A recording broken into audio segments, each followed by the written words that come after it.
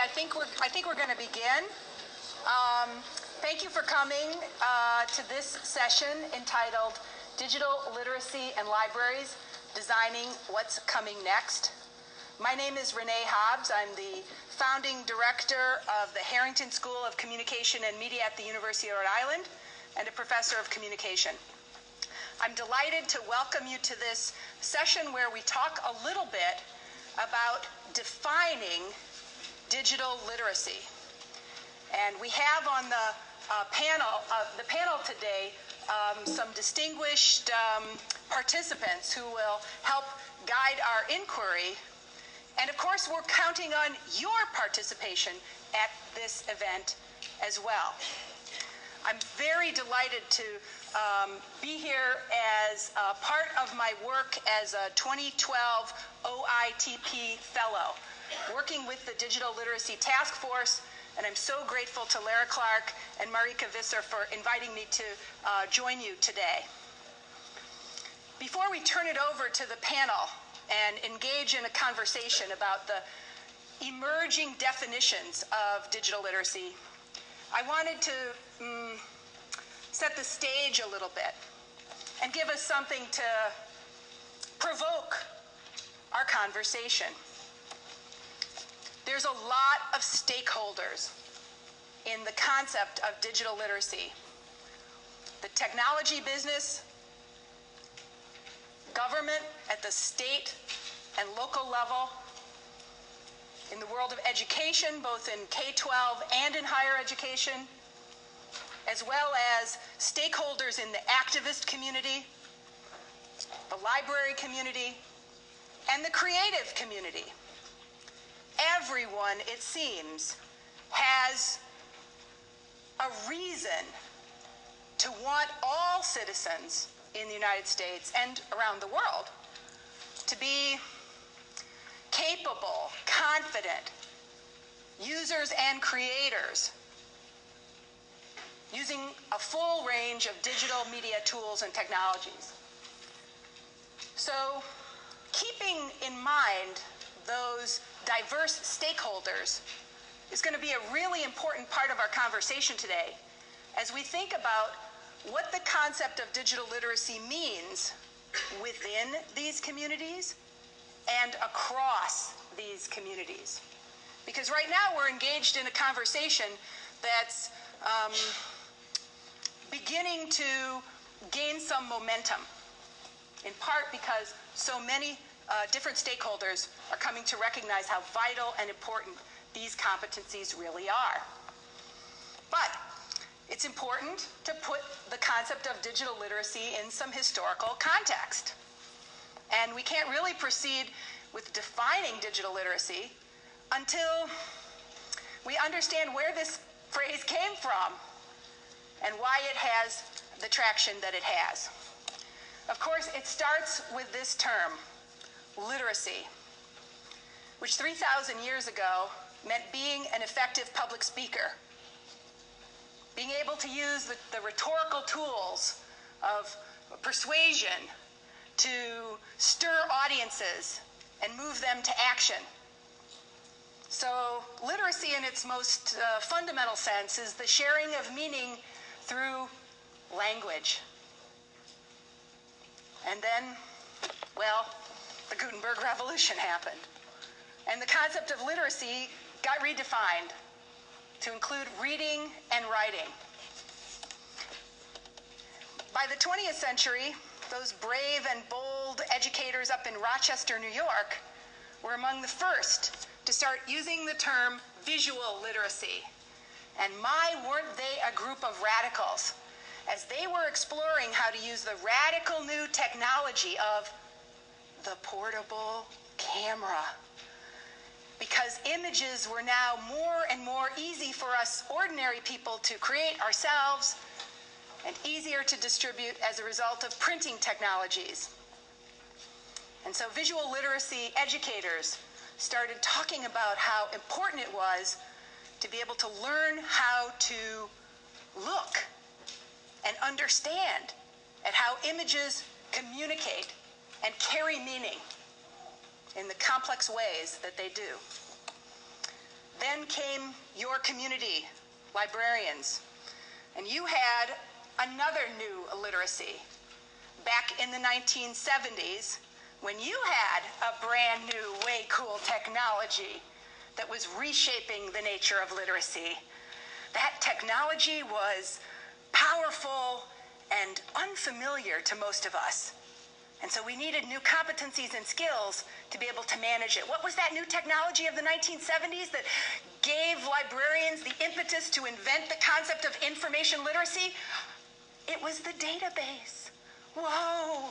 Because the database required new kinds of skills and competencies, new kinds of strategies for searching, finding, and evaluating information. Then in the 80s came the media literacy educators. Media literacy educators started to gain some traction after the cable revolution brought us 500 channels and nothing to watch. As we started to realize that messages were being distributed to us within a political and economic context that meant that some kinds of TV shows were plentiful and others were scarce and hard to find. Then in the 90s rose the computer literacy folks. These were the folks who recognized that when you have a microprocessor at your desktop, you needed a set of skills to be able to use that tool. That if you didn't know file management and weren't sure exactly where you were saving things to, that if you weren't sure of the difference between hardware and software, you were going to be at a profound disadvantage in using that powerful tool.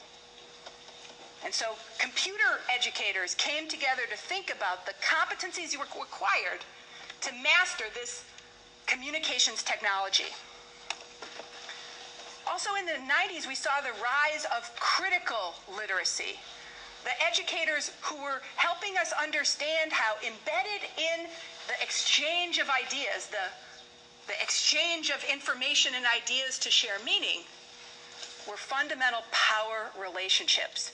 Power relationships that maintain the status quo or provide opportunities to transform the world. And that to be an effective reader and writer, one needed to be able to understand how power is embodied in messages and how inequalities may get reproduced through the way messages flow in a culture.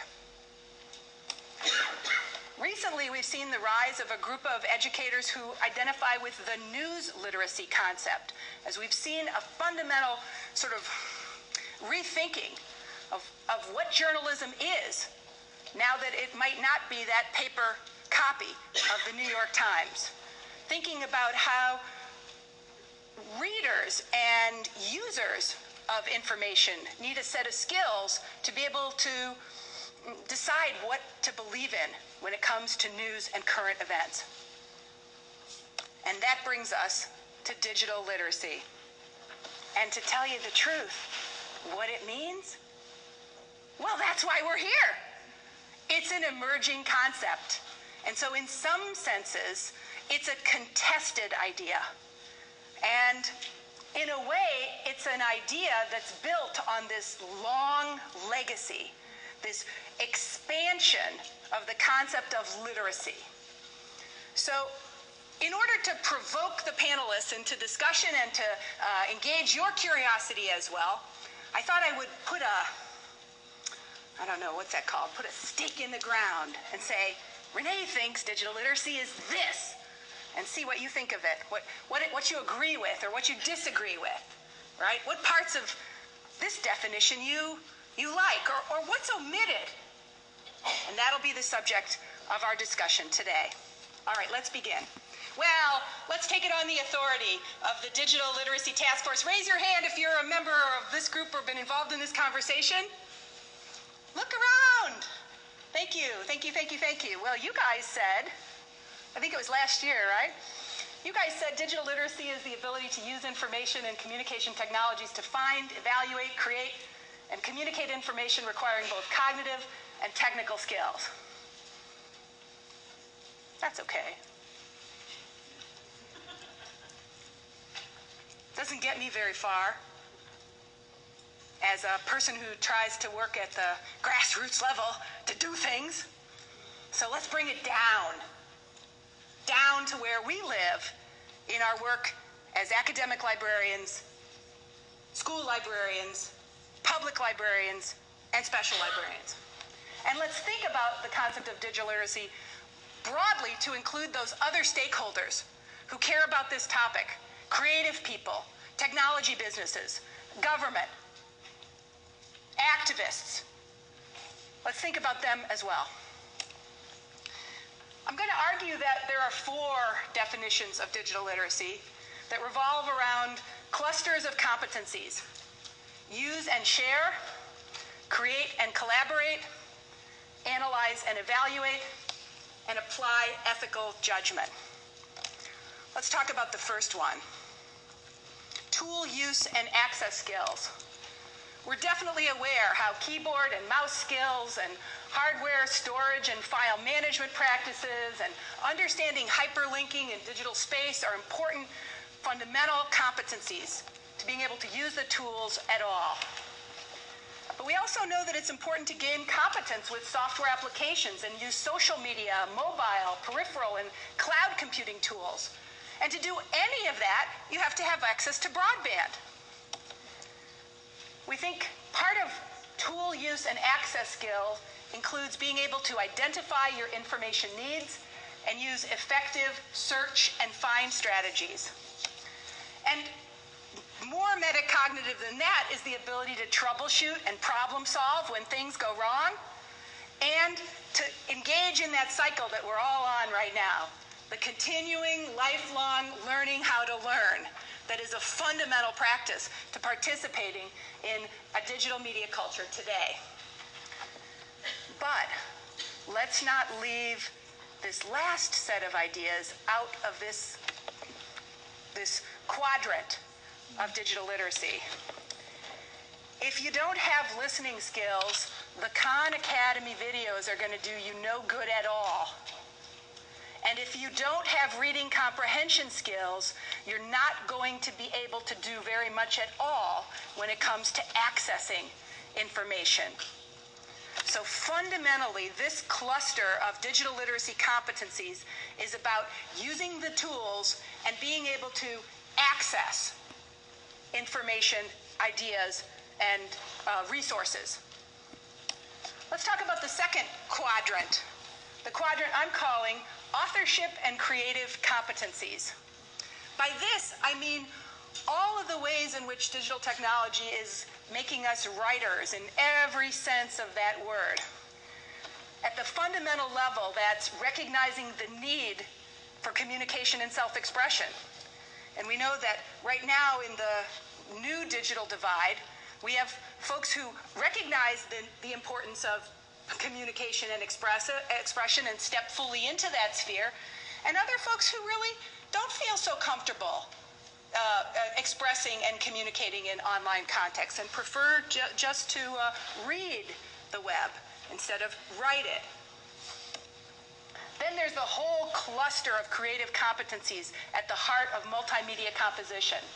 Identifying your purpose, your target audience, your medium, and your genre, being able to brainstorm and generate ideas and compose creatively, not just that cut and paste stuff, but compose creatively, to work collaboratively, to edit and revise, to use appropriate distribution, promotion, and marketing channels, and to receive audience feedback. This is the fundamental process of creating or composing. And I used to call it production, but I don't anymore. Why? Production sounds so cookbook-ish, so mechanical, when in fact, this is a creative authorship competence.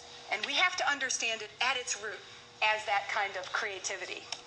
What's exciting is now the concept of authorship and creative competencies are being expanded to include the ability to play and interact, to comment, to curate, and to remix.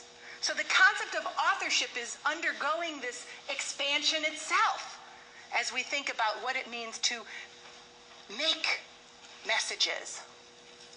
That's partly why you're here. It's so exciting to be able to create in this way, in these ways, in these many ways. Let's talk about the third quadrant that I've identified, which I call understanding issues of representation. Of course, even the words I choose reflect my disciplinary background in communication, and those concepts, that phrasing might be different in different disciplines and fields, but here's what I mean by it. At the fundamental level, it's something you librarians know well. In order to understand how symbols work in a society, you have to understand the relationship between the symbol and the thing the symbol stands for. You have to recognize, right, that all of the knowledge products that we create are representations of something else. But then, to do that job of analyzing and evaluating means identifying the author, the genre, and the purpose and the point of view of a message, compare and contrast sources, evaluate credibility and quality, and understand one's own biases and worldview. We're starting to come to understand just how powerfully we seek information to confirm what we already believe. And we disregard information that challenges or contradicts our beliefs. So, a more metacognitive and reflective position, understanding our own biases and worldview, is an essential part of being digitally literate. More abstractly is understanding how information flows in culture, recognizing power relationships that shape how information and ideas circulate in our society, understanding the economic context of information and entertainment production, and examining the political and social ramifications of inequalities in information flows. To truly analyze and evaluate the digital culture that we live in, we need to reflect on those, the ways in which power is represented through information flows in our culture. And finally, the quadrant I call online social responsibility and digital citizenship. Not sure which of those I like, so I put them both in, right? Maybe there's a better term altogether. At some level, I see this quadrant as acknowledging the power of communication to either maintain the status quo or change the world. The idea that communication matters and that it has consequences at the personal level, at the interpersonal level, at the neighborhood level, at the national and international level is at the heart of understanding why digital literacy matters to so many stakeholders. But for sure, this quadrant wants to help people understand how differences in values and life experience shape people's media use and their message interpretation. That this part of digital literacy wants us to appreciate the risks and the potential harms of digital media, and to apply ethical judgment and social responsibility to online communication situations.